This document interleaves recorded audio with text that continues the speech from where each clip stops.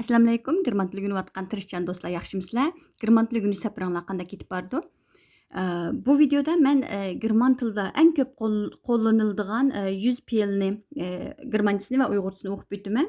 Endi buni boshlashdan burun muhim bir nuqta bo'lgan fe'l degan nima? Buni bir tushunib o'taylik. Fe'l deganimiz shaylarning harakatini bildirgan so'z turkumdir. Ya'ni harakat degan gap bu bir grammatikalik atalg'u. Ya'ni bu shaylarning ish harakatini, holatini, o'zgarish ahvolini, ifodasini va sezimini öz ichiga oldi. Masalan, mang, yoz, ishla, gullan, ko'r, so'y deganga o'xshash. Endi boshlaylik. German tilida eng ko'p qo'llaniladigan 100 fe'l. Haben bar. Heizen ism qo'yish, atash. Sprechen so'zlash. Fragen so'rash. Antworten javob berish. Lesen o'qish.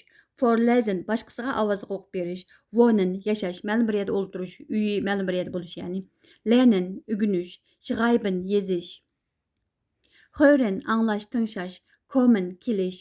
Spielen o'ynash. Trinken ichish. Ya'ni suv ichish deganga o'xshash. Trinken. Gehen ma'lum bir yerga berish. Möchten istash, xalash. Machen qilish. Arbeiten ishlash, xizmat qilish. Ordnen ratlash. Ergänzen to'liqlash, to'ldirish. Legen ma'lum narsani tuz qo'yish. Liegen uzunish. Ya'ni butun so'zlab yetish deganga o'xshash ya'ni ma'nosi. Stehen o'ritirish. Sitzen o'ltirish. Bringen ekilish. Aufwachen uyg'onish ya'ni. Aufstehen o'rnidan turish. Fernsehen televizor ko'rish. Brauchen ehtiyoji bo'lish. Suchen izlash. Finden tepish. Kaufen setib olish. Einkaufen so'da setib qilish. Verkaufen setish. Essen yeyish. Bezahlen pul to'lash. Aufmachen ichish. Zumachen itish. Anmachen to'qliq ma'lum bir asbobni itish ya'ni telefon deganga o'xshash, kompyuter, telefon deganlarni. Ausmachen to'qliq asboblarni itish. Wiederholen takrorlash. Öffnen ichish. Schlitzen qulub selish, taqash. Einladen taklif qilish. Fahren qatnash vositasini haydash, qo'llanish. Ya'ni ma'lum bir qatnash vositasi orqali bir yerga berish deb tushunsanlar bo'ldim. Nehmen elish. Mitkommen birga kelish. Anfangen boshlash. Vorbereiten tayyorlash. Zeigen ko'rsatish.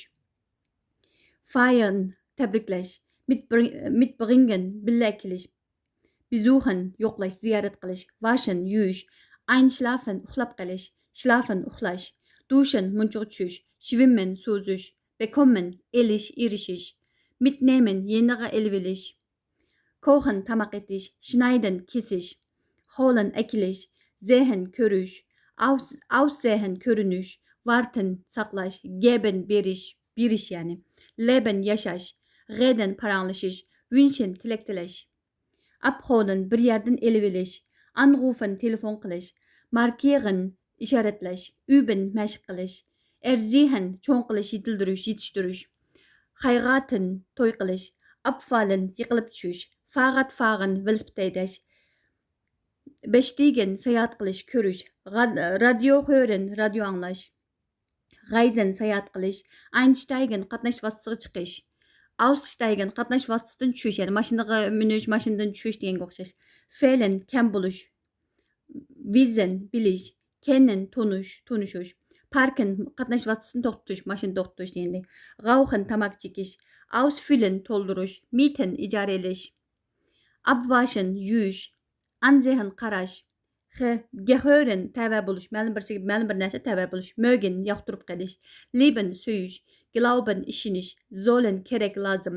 Müssen majbur bo'lish. Dürfen ma'lum ish qilishga ruxsat qilish. Können qilalash, ma'lum bir narsa qilishga saviyasi bo'lish. Bu 100 fe'lni o'qib o'tdim. Yodlab olishinglarni tavsiya qilma. So'zli xazinanglarning bu video, bu fe'llar sizlarning so'zli xazinanglarni beyitishinglarga yordam bo'lishini orzu qilma. Amsa keyingi videoda ko'rishaylik. Tschüss.